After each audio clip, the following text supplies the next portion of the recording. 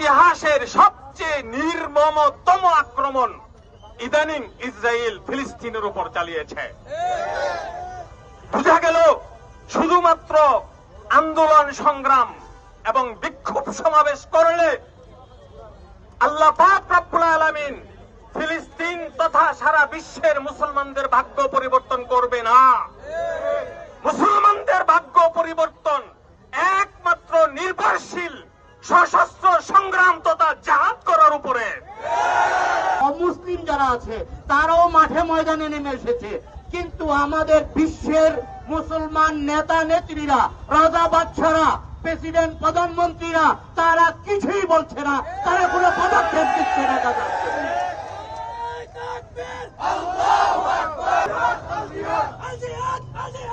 আমরা বলতে চাই আল্লাহ তাআলা ইরশাদ করেছেন, জালেমরা পৃথিবীর বুকে কি করছে তোমরা মনে করো না আল্লাহ এটা সম্পর্কে অবগত নয়।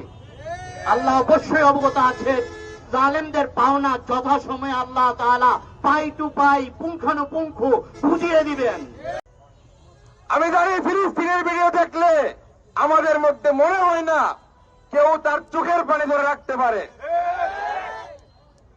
আজকে আমরা শুধুমাত্র মুসলমান বলে আমাদের পক্ষে কে কথা বলে না। আজকে যদি এই বর্বরতা যদি কোনো সনাতন ধর্মী, কোন খ্রিস্টান, কোন যদি কাউকে যদি করা হইতো, দেখা যাইতো সকল মিডিয়া তাদের জন্য কানতে সরকারের পতন ঘটায় দিত। একমাত্র মুসলমান হওয়ার কারণে, একমাত্র সত্য দিনের থাকার কারণে আজকে তাদেরকে নির্বিচারে হত্যা করা হচ্ছে। কিন্তু আপনি আর আমি কে বলেন তো? আপনি আমার সবচেয়ে বড় পরিচয় হল আমি মুসলমান। আপনি আমার সবচেয়ে বড় দায়িত্ব আমার ভাইদের পাশে দাঁড়ানো। আমি বলবো না বিশ্বের কথা, আমি বলবো আপনি আমার কথা। আমি আমার মুসলমান সত্ত্বেও দেখেন তো এককভাবে সবচেয়ে বড় ধর্ম মুসলমান।